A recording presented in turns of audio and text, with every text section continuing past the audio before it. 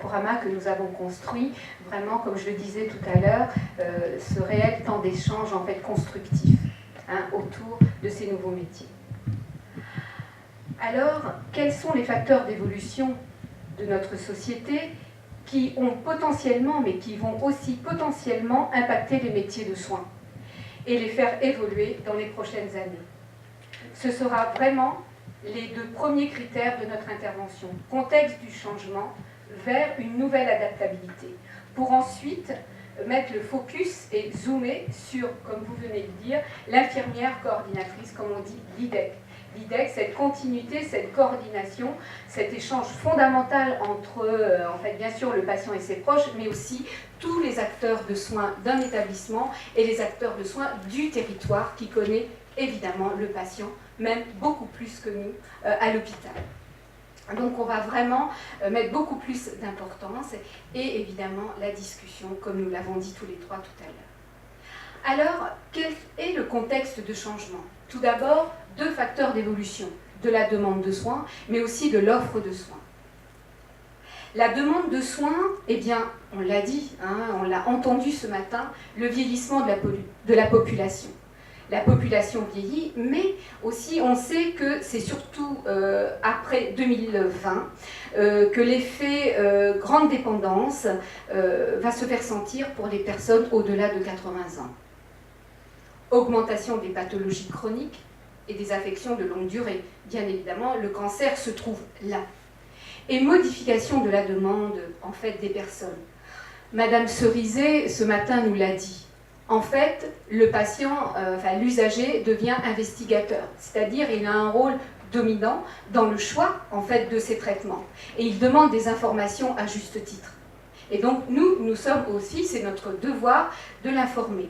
Et puis, il demande, oui, une précision dans son processus de soins. Il a le droit de dire non, aussi, et nous devons nous adapter. Donc on est en constante adaptabilité, en fait, aux yeux du patient. Facteur d'évolution de l'offre de soins.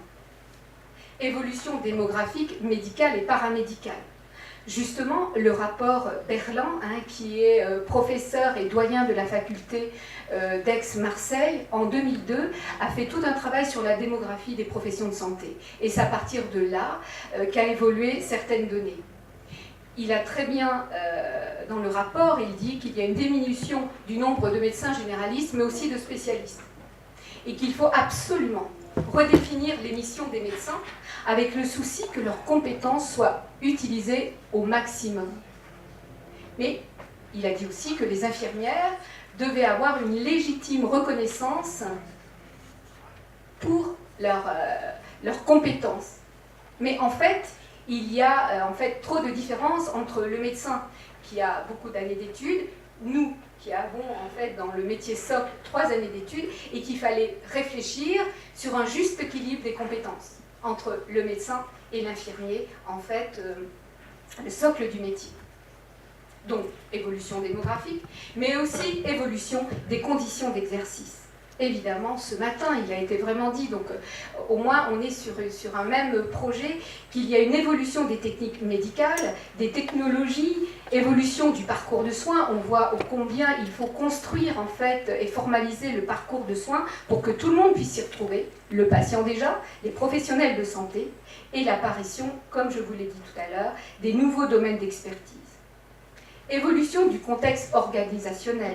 Bien évidemment, il y a le contexte économique auquel en fait, chaque établissement doit veiller, que ce soit établissement de santé, même en fait, les professions libérales, et que ce soit HAD, mais aussi les cabinets libéraux, infirmiers libéraux, qui sont peut-être dans des pôles de santé ou des maisons de santé, mais aussi qui sont en individuel. Et évidemment, les contraintes de sécurité. Alors, face à tout cela, bien sûr, c'est de manière synthétique, parce qu'on a une demi-heure, donc on essaie de faire de manière synthétique. À partir de là, il y a une nouvelle adaptabilité. Et cette nouvelle adaptabilité, elle a été en grande partie, et vraiment, heureusement, grâce aux travaux du professeur de Berland. Qu'est-ce qu'il a dit au niveau des nouveaux métiers? Qu'il fallait coopérer entre les professionnels de santé. On le sait tous. Sans coopération, on ne peut pas avancer. Coopération entre le médecin, bien sûr, et l'infirmier. Il ne s'agit pas d'être en concurrence, mais non, c'est vraiment être complémentaire. Mais pour cela, nous, on ne pourra pas avancer si on n'a pas un médecin avec nous, ou les médecins avec nous. C'est pas possible. Et puis, il a parlé bien sûr de coopération et de transfert de compétences. Donc, on ne va pas s'attarder sur transfert de compétences parce que c'est vrai qu'entre délégation de tâches, c'est un petit peu difficile. Et puis, comme il n'y a encore aucune fiche métier, c'est difficile. En tout cas, des nouveaux métiers en fait de soins. Alors, déjà en 2003, et c'est repris aussi par le plan cancer 3, il parlait des infirmières cliniciennes spécialisées. Alors, infirmières cliniciennes spécialisées, c'est-à-dire les infirmières de pratique avancée. Sauf que, par exemple, on le verra tout à l'heure, on parle de l'infirmière de coordination, hein, l'IDEC, qui parfois peut être une infirmière de pratique avancée. Donc on voit déjà qu'il y a une confusion entre la coordination, aussi les infirmières de pratique avancée qui sont en gérontologie, qui sont en cancérologie, et les parcours complexes de soins. Mais c'est à nous aussi de voir comment on va pouvoir s'articuler dans les temps qui vont venir.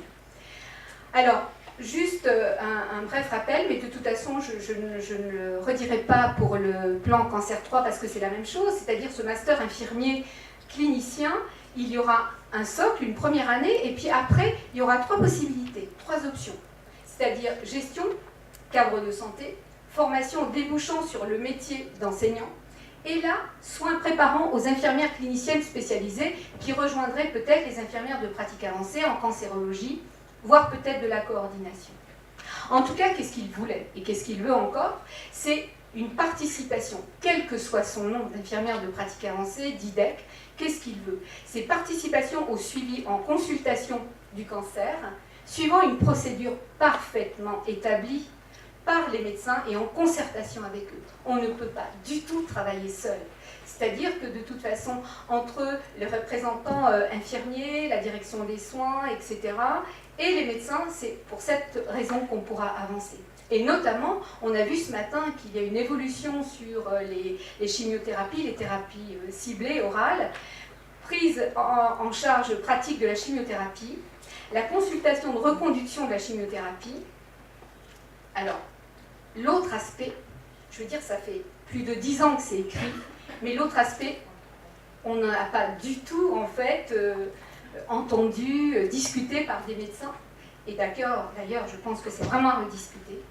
Vraiment, la surveillance post-thérapeutique pour les patients en rémission complète, selon un protocole clairement établi par le médecin spécialiste. Donc là, voilà, on est à une autre échelle et on n'en est pas là, on n'a même pas déjà rempli le premier socle. Nouvelle adaptabilité de tous les plans cancer. Bon, bien sûr, vous voyez, plan cancer 1, plan cancer 2, plan cancer 3. Il y a vraiment une évolution. Déjà, le plan cancer 1, il y avait pas un nouveau métier, mais la consultation infirmière du dispositif d'annonce qu'on appelle dans le plan cancer 1, temps d'accompagnement soignant. Puis, la mesure 18.1 du plan cancer 2, coordonner, déjà ça change.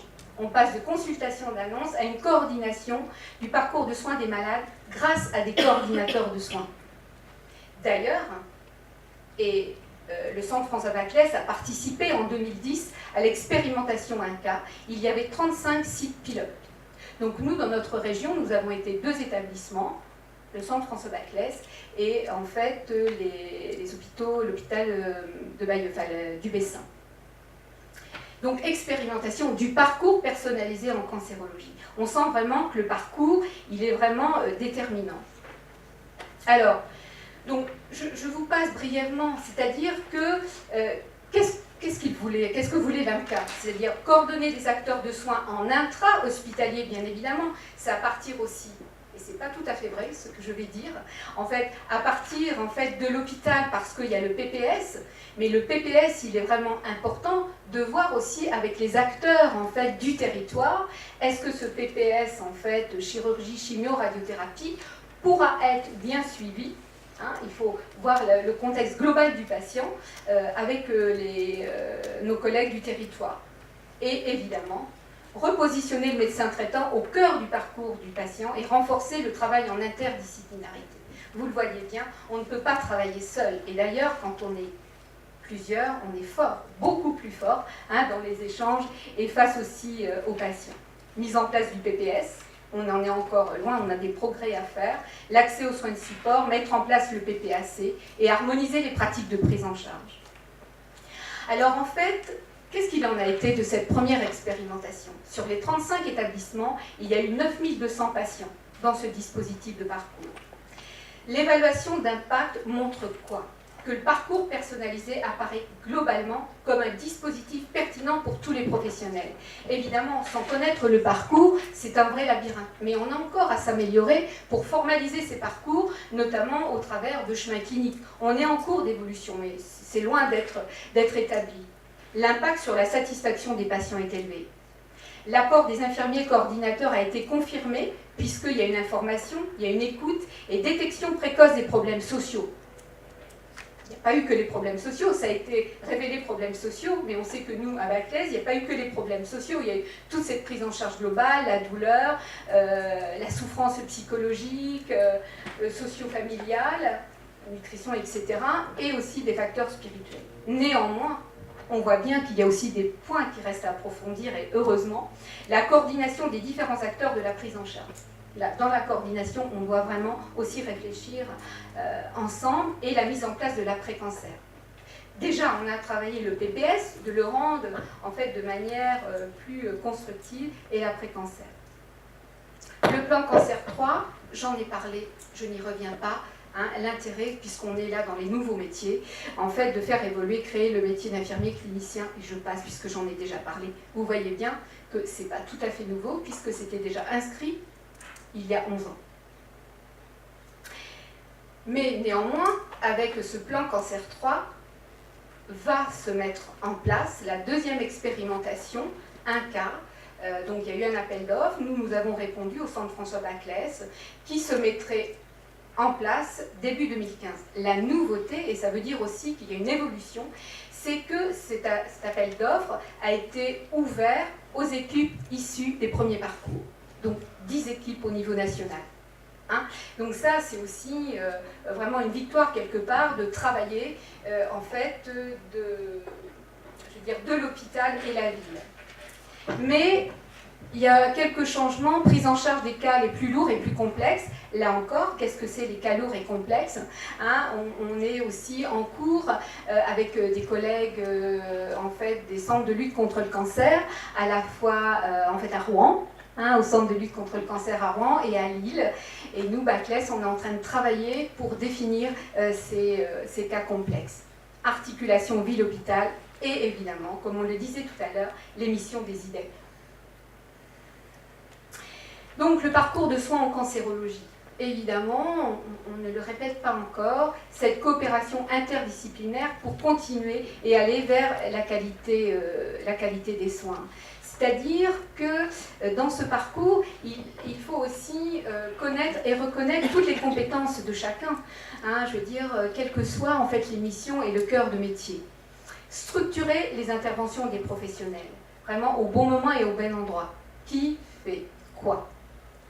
Parce que l'idée de l'IDEC, ce n'est pas de rajouter quelqu'un en plus au lit du patient qui viendrait perturber le patient et les autres acteurs de soins. Donc il faut trouver nos propres limites. C'est vrai que le concept trajectoire, il est en cancérologie toujours complexe, vous allez nous dire. Parce que chimiothérapie, radiothérapie, chirurgie, c'est complexe. C'est un parcours long, fait de boucles et de bifurcations. Schématisation qui prend en compte la variété et la variabilité des prises en charge. On sait qu'un patient ne peut être un parcours simple en début de prise en charge et avec les effets secondaires ou autres événements en fait personnels devient un parcours complexe. Donc ça veut dire qu'il est évalué à tous les moments de ce parcours. Alors là, on va mettre le focus sur l'IDEC. Évidemment, on n'a pas fait appel aux références métiers, il n'y en a pas. Seulement, on l'a construit à travers l'expérimentation. On l'a construit aussi à travers d'autres collègues qui ont passé des masters. Et en fait, on l'a construit aussi, moi, avec des collègues qui étaient en cours de master. Donc, on a travaillé ensemble. Ce n'est pas un référentiel, c'est juste, voilà, je veux dire quelque chose qui est posé, sur lequel on peut vraiment discuter. Alors, l'idéal serait qu'elle participe au sein d'un pôle d'activité médicale ou ensemble des services. Ça peut être fait. Au bon déroulement du PPS, défini avec le médecin référent du patient. Sauf que là, aujourd'hui, nous, par exemple, on ne peut pas, parce que ce n'est pas possible actuellement, en fait, de participer à la RCP avant le PPS. Hein, c'est pas possible. Donc si on intervenait déjà là, peut-être que le PPS pourrait, on pourra en discuter, peut-être plus en lien avec vraiment la vraie vie du patient dans la prise en charge globale. Et elle coordonne, et ça c'est vrai, tous les éléments du processus de prise en charge du parcours du patient au sein de son institution, mais aussi à l'extérieur. On le développera tout à l'heure. Donc, elle aurait en quelque sorte 5 missions, sauf qu'on ne va pas décrire les 5 missions.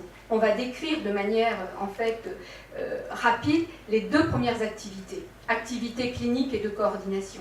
Mais la spécificité d'une infirmière coordinatrice, c'est aussi des activités d'amélioration continue de la qualité et de la recherche en phase d'efficience.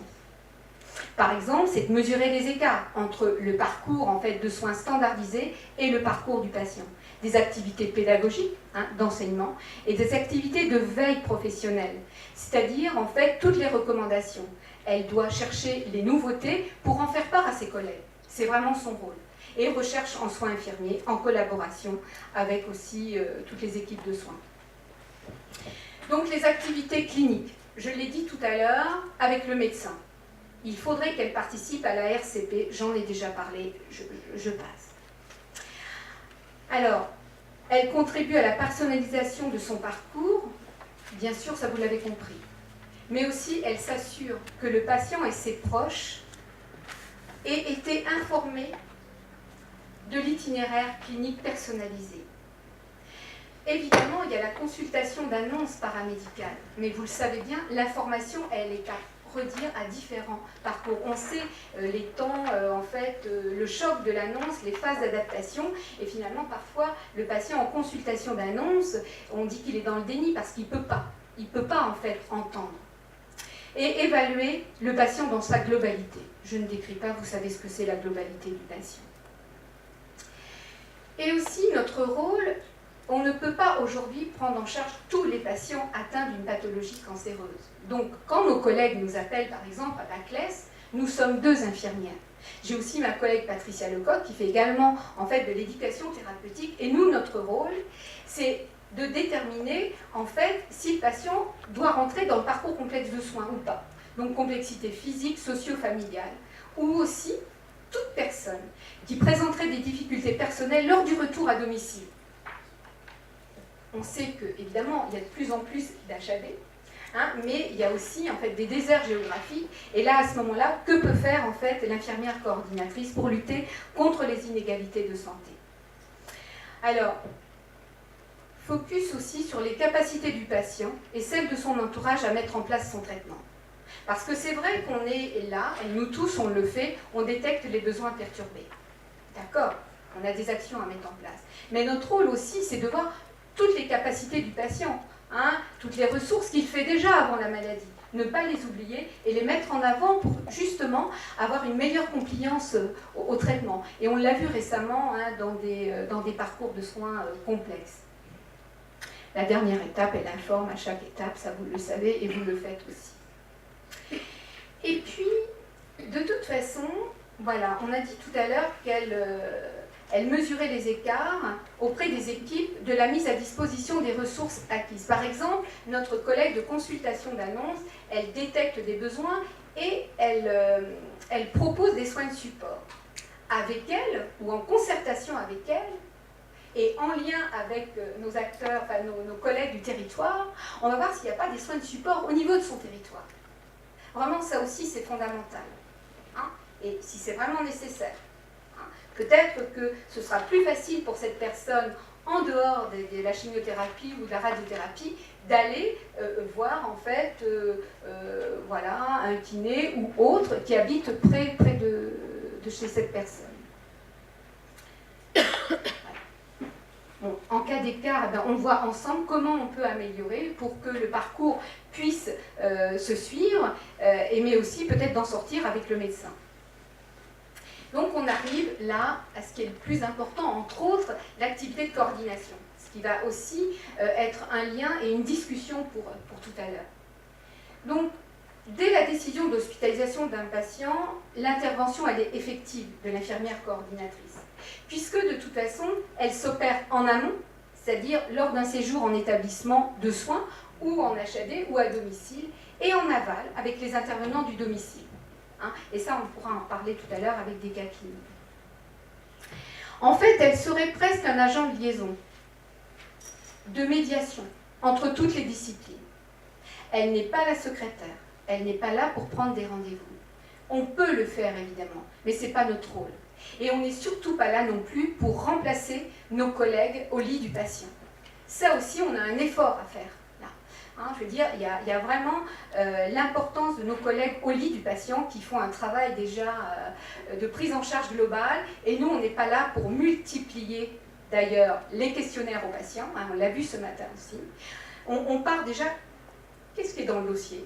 On parle avec nos collègues, qu'est-ce que vous avez déterminé? Et après, de toute façon, on collabore en fait avec toutes les équipes soignantes à l'intérieur de l'établissement et avec les professionnels de santé.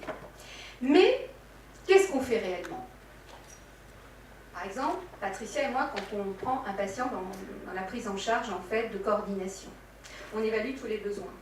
On lui demande quoi? On sait le nom de son médecin, puisque c'est dans le dossier.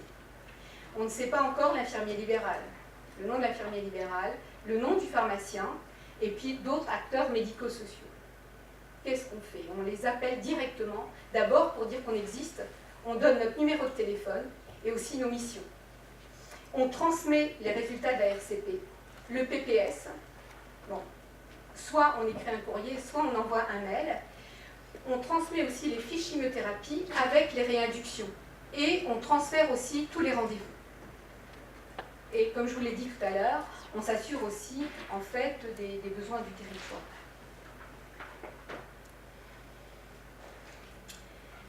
Je vous l'ai dit tout à l'heure, et ça c'est important, elle ne se substitue pas aux équipes. Elle renforce l'approche de collaboration, du partage, qui fait quoi? Par exemple, dans la sortie du patient, moi et Patricia, on ne fait plus de soins. Donc en fait, on n'est pas là pour remplacer l'infirmière, par exemple, dans les transmissions écrites pour l'infirmière libérale. C'est pas ça. Donc aussi, on a un travail là-dessus à faire.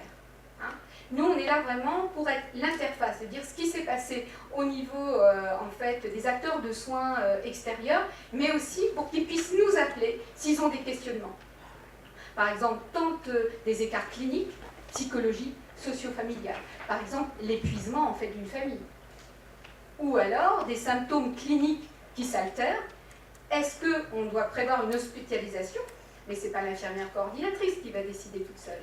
D'abord, elle voit avec le médecin traitant. Et d'ailleurs, on a vu, grâce à une collaboration étroite, éviter des réhospitalisations non justifiées. C'est aussi ça un des critères.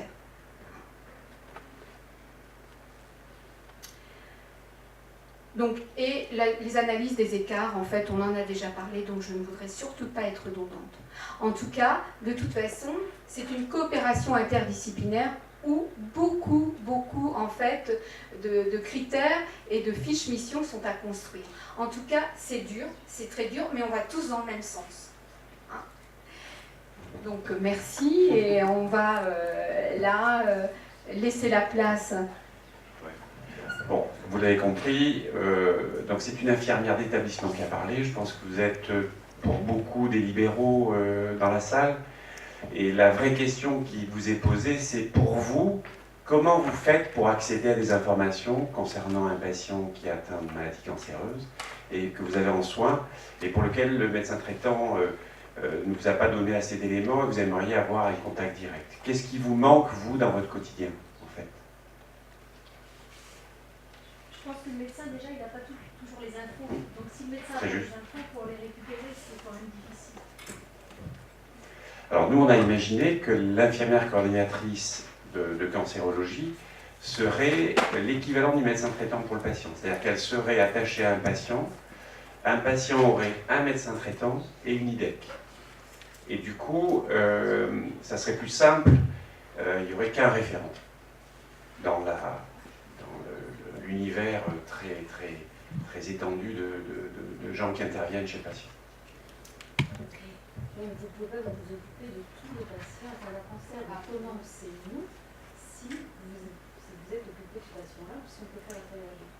Alors, comme je le disais tout à l'heure, concrètement, quand on est appelé, soit par nos infirmières, les infirmières de consultation d'annonce, ou aussi le médecin, ou les équipes de soins, ou également nos collègues du territoire, finalement, on fait l'évaluation globale, on demande le nom de l'infirmière libérale, du pharmacien, et on appelle aussitôt.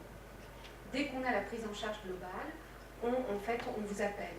On dit voilà, on existe, nos missions, et on vous envoie justement la RCP, le programme personnalisé de soins, les différents rendez-vous, et puis les effets secondaires par fiche chimiothérapie. Voilà. On appelle. En fait, on appelle, on n'enverra jamais un courrier sans vous avoir appelé. Parce que rien ne remplacera le contact. Combien on ne connaît pas, en fait, visuellement, des infirmiers libéraux ou des médecins, mais on se reconnaît à la voix, et puis on arrive en fait à collaborer. Sans cette collaboration et cette humilité de parler ensemble en fait d'un patient, eh bien on n'y arrivera pas. Néanmoins, on demande toujours au patient, s'il d'abord il adhère à d'être pris en charge en fait, d'avoir une continuité des soins par une infirmière de coordination, et s'il souhaite qu'on puisse appeler le médecin traitant, l'infirmier libéral, le pharmacien. On ne le fera jamais sans son accord. Sans compter que vous avez beaucoup d'infos à lui donner aussi, à l'infirmière référente.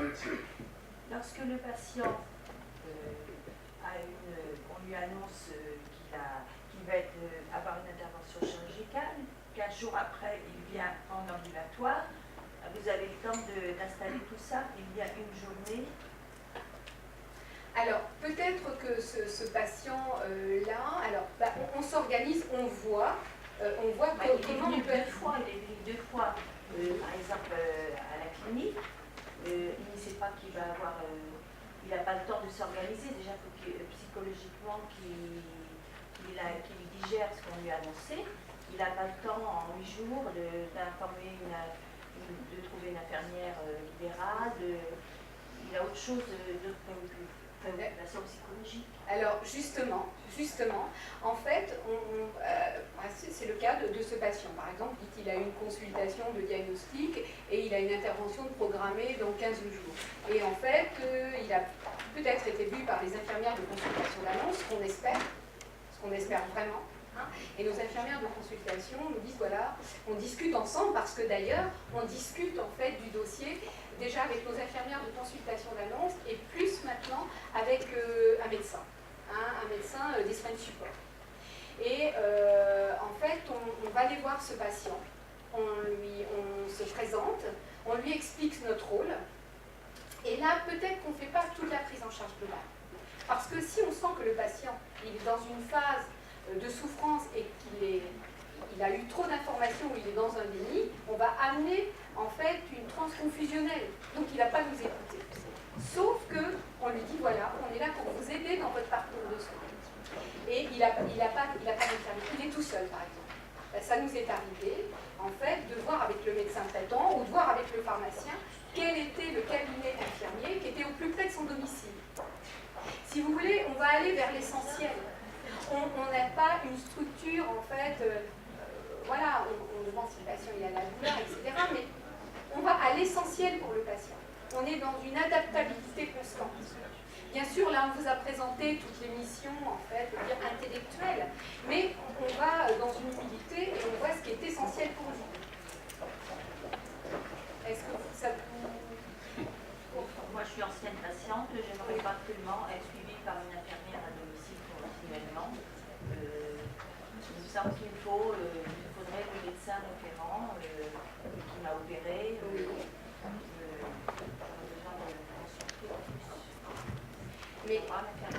Mais de toute façon, c'est tout à fait votre droit. D'ailleurs, le droit du patient, bien évidemment, comme je l'ai dit tout à l'heure, en aucun cas, d'ailleurs, on se présente et on demande au patient s'il souhaite être rencontré par une infirmière de coordination.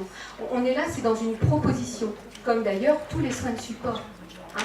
On n'est pas du tout là pour perturber le parcours du patient, au contraire. Et si effectivement, en fait, on rencontre une dame ou un monsieur qui nous dit « Non, moi ça me perturbe », voilà. Sauf qu'on lui dit toujours qu'il a le droit de changer d'avis. On peut lui donner en fait notre carte avec notre numéro de téléphone. Voilà. Hein, bien évidemment, vous avez raison, c'est tout à fait le respect de l'être humain. Moi j'ai une question. Du coup, il y a quel est le pourcentage en fait de patients que vous parvenez à accompagner comme ça? Est-ce que... Alors, la classe en tout cas. Le pourcentage, je ne sais pas si... moi, je n'ai pas des chiffres de pourcentage, je sais que... Ouais, hein, là, je ne pourrais pas vous répondre, je regarde mes collègues, je ne sais pas, sauf que quand même, on a plus de, par exemple, 60-70 patients. Hein. Ça veut dire que pour chaque patient, on peut avoir une consultation initiale, des consultations internes de suivi, des consultations téléphoniques de suivi. Alors, au départ, on avait structuré selon les niveaux de complexité. Par exemple, complexité 1, par exemple, on avait dit une consultation initiale et 2 consultations de suivi. Mais non.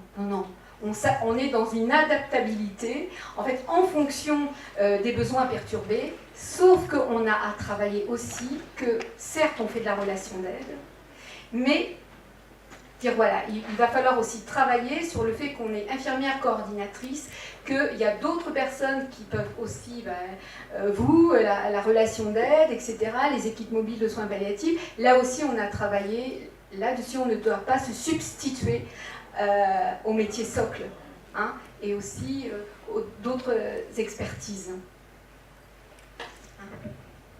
Mais pour vous, en qualité d'infirmière au domicile, vous êtes quand même, enfin le domicile c'est votre territoire, vous n'êtes pas intéressé d'avoir plutôt une infirmière qui a je dirais la même formation que vous, les mêmes compétences métiers, d'avoir cette personne-là comme référent pour avoir des indications sur le patient, en plus du médecin traitant. Contrairement au médecin traitant, il faut qu'il reste effectivement à la plaque tournante sur toute la gestion du domicile, mais pour vous, quand vous avez besoin d'infos, parce qu'on est tous en manque d'infos, même nous, dans les services HAD, on cherche à avoir des informations, on a du mal à les trouver dans les grands centres hospitaliers. Pour joindre quelqu'un, c'est un secret pour personne, c'est difficile. Donc, vous ne pensez pas qu'une IDE coordinatrice, ça vous serait d'un bon secours? Je vais parler d'intervenir comme un infirmière plutôt versant au domicile, dans un organisme chez un prestataire, pour dire que Oui.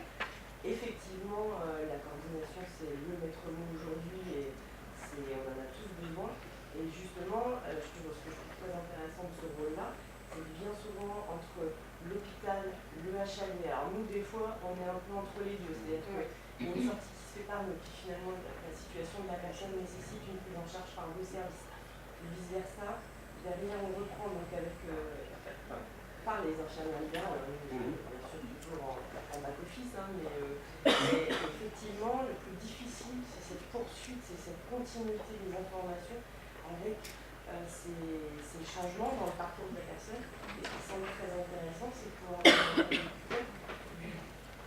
le bout en bout de la prise en charge, qui puisse relayer, mais qui puisse connaître aussi les différents outils, parce que je pense qu'autour des personnes, il peut y avoir beaucoup d'informations, que chacun n'a pas forcément besoin de toutes les informations, mais au moins de celles qui permettent à l'instant T de répondre effectivement positivement aux besoins de la personne et des besoins. Et parfois aussi dans la détection, j'aimerais que vous disiez, vous pouvez contacter si on détecte un souci chez un aidant, etc.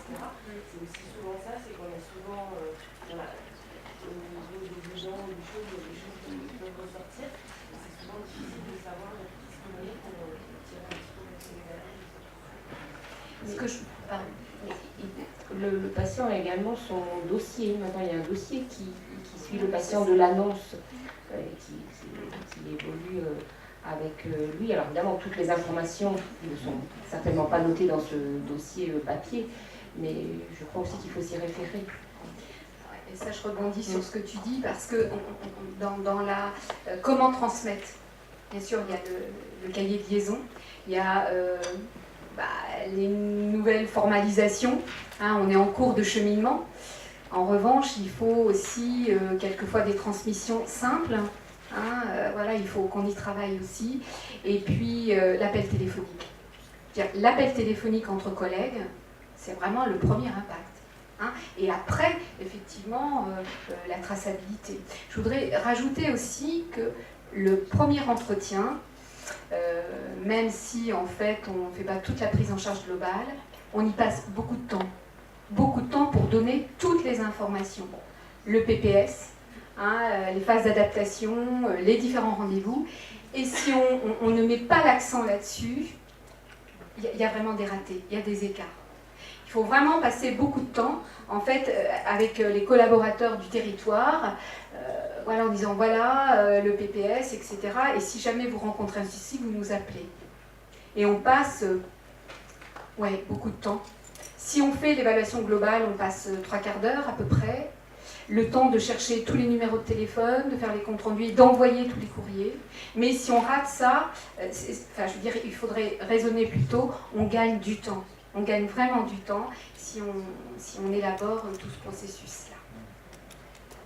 Je voulais juste rajouter, quand on va recueillir les informations auprès du centre de prise en charge d'un patient, on peut, sous couvert le médecin coordonnateur peut avoir le dossier médical, on en a X pages.